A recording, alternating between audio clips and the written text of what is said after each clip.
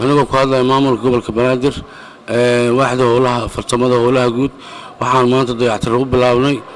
تياتر كوينا قرنك الصوماليات oo lagu magacaabay oo madaxweynaha ugu magac daray ogolaha wacyigelinta qaranka Soomaaliyeed waxa dhinacayga taagan agaasimaha hidaha iyo fanka howlada waa bari Maxamed Xasan Barru oo dudagreeysin iyo maariyaha tiyaatarka Ismaan Cabdi Guure oo aan u dayactirayo guriyihii ay ku shaqeey lahaayeen waxaan joognaa golihii murtida iyo wacyigelinta waxaan geeskayga taagan maarayihii golaha murtida iyo wacyigelinta iyo maarayihii hogaankii golaha murtida iyo wacyigelinta kow marka ugu horeysa waxaan u mahadcelinayaa maarayaha cusub la soo baxay aktifnimada weli may dhicin 28 sano ayaanu maraynaa golaha murtida madadaalada oo xisnaa diyaalaan ay ku dhacday maantase waa ilaahay maadii markii loo magacaabo maarayaha cusub Ismaan Cabdullaahi Guure aan dhaho abwaar Ismaan Cabdullaahi Guure markii loo magacaabay dhaqdhaqaaq cusub iyo moraal cusub ayaa fanaaniintii waa bari u dhalatay anagoo magaca fanaaniinta waa bari ku hadlaya waxaan u mahadcelinayaa mar labaad gudoomiyaha gobolka banaadir ahna duqa magaalada muqdisho injineeriso oo bilowgiiba hadda waxaan socda hadda dayactirka ah loo ballan qaaday inuu dayactiro waxaan kaloo mahadcelinayaa ra'iisul wasaaraha xukuumadda waxaan kaloo mahadcelinayaa madaxweynaha jamhuuriyadda ummadda lagu hogaamin jiray 28 sano ay dasaleed dhaqanka iyo muraayada ummadda u ahayd national theatre haddana aan golaha ulunta wacyigelinta waxaad dareemaysaan maarayaha cusub oo Ismaan Guure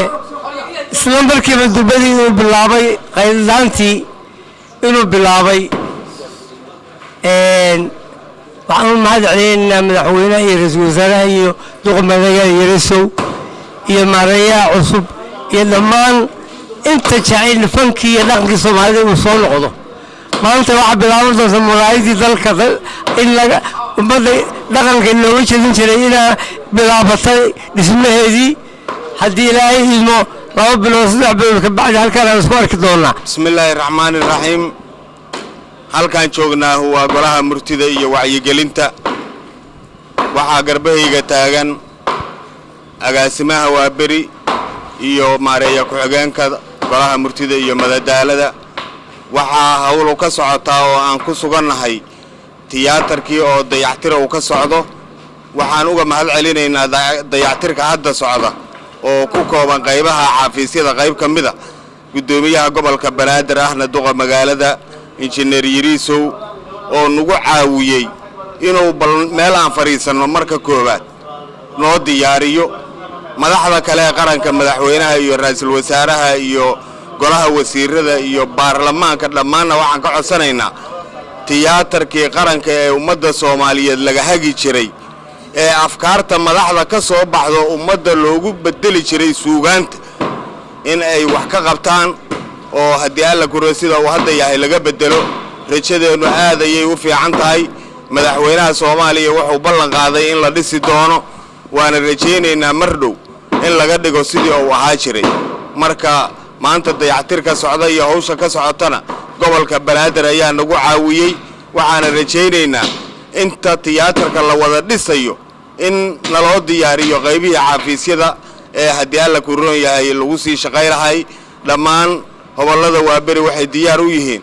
inay qabtaan shaqadii qaranka ee loo igmaday heegan ayaana u nahay haddii alla ku roon yahay sida uu hadda yahay ayaana ku shaqo bilaabaynaa maanta wixii ka dambeeyana saldhigeenu waa halkiina la ku ogaay